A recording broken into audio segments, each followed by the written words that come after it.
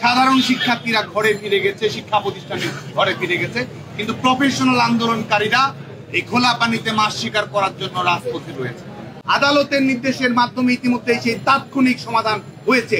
এই মুহূর্তে বাংলাদেশে কোথাও কোনো কোটা নেই। তাহলে তারা কি সরকারি চাকরির পরীক্ষায় অংশগ্রহণ করে উত্তীর্ণ হতে চায়? তারা কি চাকরিজীবী হতে চায় নাকি আন্দোলনজীবী হতে চায়? বাংলাদেশের ছাত্র সমাজের পক্ষ থেকে আমরা এই প্রশ্নটি রাখছি।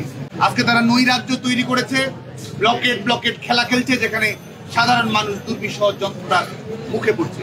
রোগীরা যেতে পারছে না চিকিৎসালয়ে, ডাক্তারেরা রোগীর চিকিৎসা করতে যাবে, সেই বাস্তবতাও আজকে বিনষ্ট করার মতো একটি পরিবেশ আজকে আমরা দেখতে পাচ্ছি।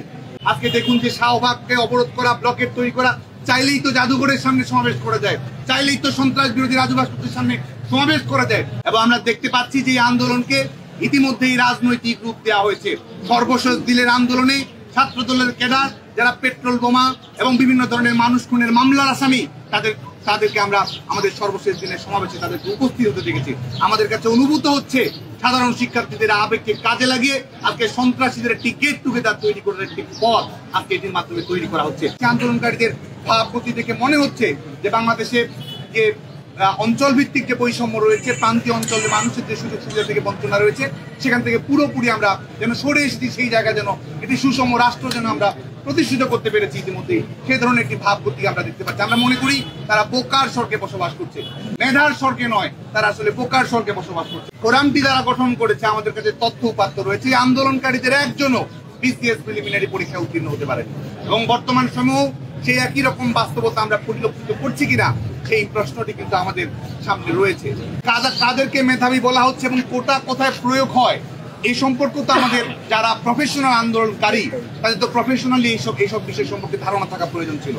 এই যে মেধা এবং অমেধা, কোটা না মেধা, এই ধরনের একটি প্রোপাগান্ডা আমরা পরিচালনা করছি, এটি কি সুস্থতার পরিচায়ক? এটি কি মেধার পরিচায়ক? নাকি মেধার নামে একটি মেধাহীন একটি বিতর্ক আজকে বাংলাদেশের ছাত্র সমাজের উপর এই গুটি কয়েক আন্দোলনকারী চাপিয়ে দেওয়ার চেষ্টা করছে বলে আমরা মনে করি। তারা বলছে কোটা না মেধা, আবার গণমাধ্যমের বন্ধুদের কাছে তারা বলছে তারা কোটা সংস্কার চায়। এবং এই যে মেধার টেন্ডার নেওয়া, এটি আজকে আমাদের গণমাধ্যমের বন্ধুদের কাছেও আমরা তুলে ধরতে চাই। বাংলাদেশ ছাত্রলীগের পক্ষ থেকে আমরা হুঁশিয়ারি উচ্চারণ করতে চাই, যারা দিনের পর দিন নৈরাজ্য জারি রাখতে চায়, আমরা মনে করি যে বাংলাদেশের মানুষকে, বাংলাদেশের ছাত্র সমাজকে যারা গণমানুষের প্রতিপক্ষ হিসেবে পর্যবসিত করতে চায়, বাংলাদেশের নারী সমাজের অগ্রগতি উন্নয়নকে যারা বাধাগ্রস্ত করতে চায়, পশ্চাৎপদ জনগোষ্ঠীকে, বৈষম্য মুক্তির সংগ্রামকে যারা বাধাগ্রস্ত করতে চায়, বাংলাদেশের ছাত্র সমাজ তাদের বিরুদ্ধে ঐক্যবদ্ধ রয়েছে।